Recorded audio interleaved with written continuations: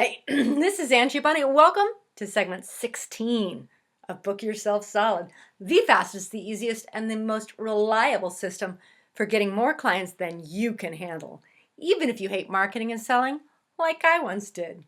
Today we're going to discuss the fifth building block of Module 4, the writing strategy. If you consider yourself a writer, you're going to say, yeah, baby, this self-promotion strategy is a piece of cake. I am so there. If you don't consider yourself a writer, you might be inclined to sidestep this particular strategy. After all, it's considered to be optional. But please don't do that. If you can speak, you can write. Even if writing isn't one of your natural talents, it's a skill that can be learned well enough for you to master the Book Yourself Solid writing strategy. And it can be improved with practice.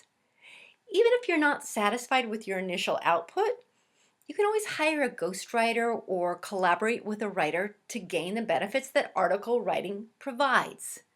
So if you decide to use the Book Yourself Solid writing strategy to supercharge your marketing, follow this three-part strategy.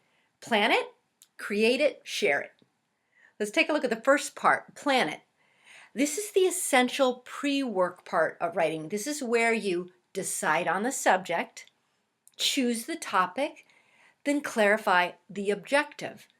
What do I mean by decide on the subject? Well, a subject is a broad category of knowledge. Parenting or sewing or swimming or business or dating, they're all considered subjects. So choose your broad category. It's possible you already know a lot about the subject of your articles, or maybe you're curious about a new subject and you want to expand your knowledge. It's all good. Now you're going to choose the topic. A topic is a specific, narrow focus within your subject area. Think of it as a subset. Go from broad subjects to focused topic. And here's an example of a subject, dancing. Let's narrow that down to dancing for couples. Can we make the subset even smaller? How about ballroom dancing for Latin lovers? That's certainly much narrower. Then you want to clarify the objective. After you've focused on a topic for your article, you need to establish a clear purpose or objective. Are you writing to inform, persuade, explore new territory, or to express your personal opinion? Remember in the second building block of your foundation, why people buy what you're selling? You identified your target market and worked to understand their urgent needs and compelling desires. Keep this information in mind as you clarify your objective for writing. By exploring this topic, what urgent need might you help solve for your target market? Determining and clarifying your objective for writing help you create content of your article. So now it's time to move to part 2 where you create it. For simplicity's sake, let's call it an article. Let's go back to the basics that you learned in school because they actually work. Create an attention-grabbing title, write the introduction, write the body, then write the conclusion. And for God's sake, loosen up and have some fun. Let's go back to creating an attention-grabbing title. Here's the deal.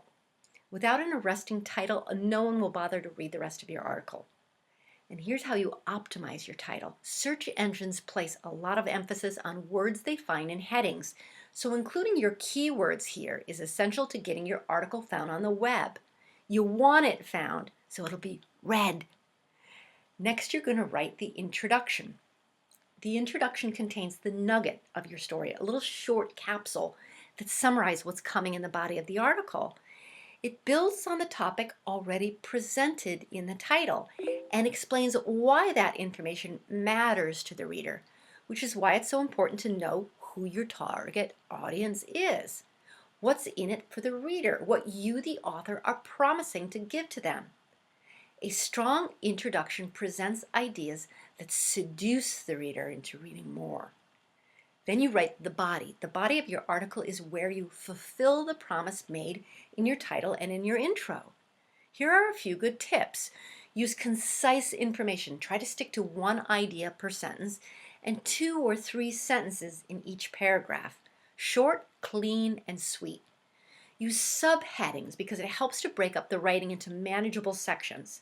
And you want to use lists because they make the writing so much easier to read and it gives the eye a break on the page. And be consistent with your layout. Don't bullet point a list 1 minute, then string items together separated by commas into one long sentence the next time. Optimize your body copy. Use the keywords and phrases previously selected. It's okay to repeat here. Finally, you're going to write the conclusion. The conclusion is easy because it's simply summing it up.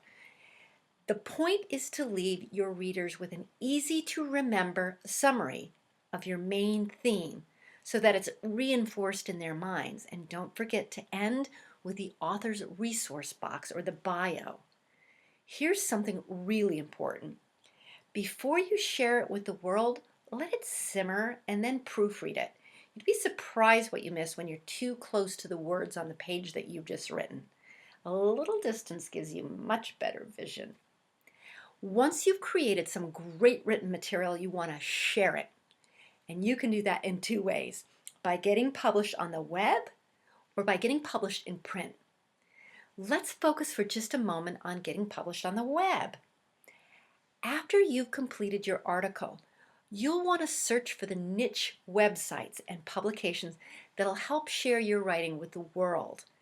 The internet offers a number of unique environments to display your written work, thereby generating traffic to your website, building your credibility and increasing visibility for your products, programs, and services.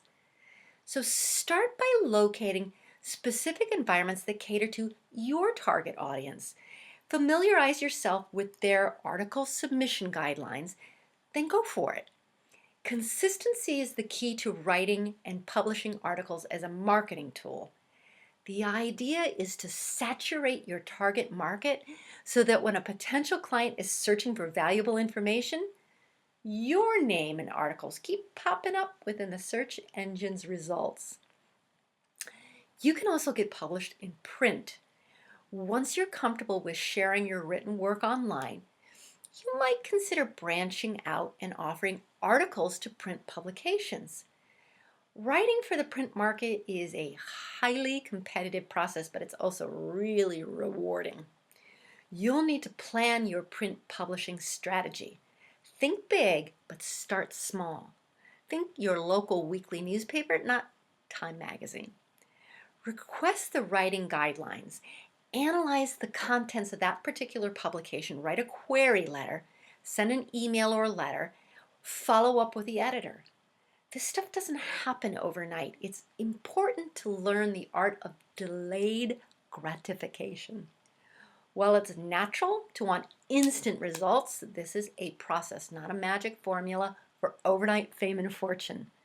One of the greatest mistakes service professionals make is giving up too quickly when their initial efforts don't pan out. Don't do that. It's the cumulative effect that will pay off. So be consistent and be tenacious. Don't give up.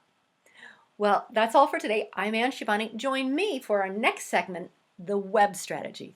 We'll see you then.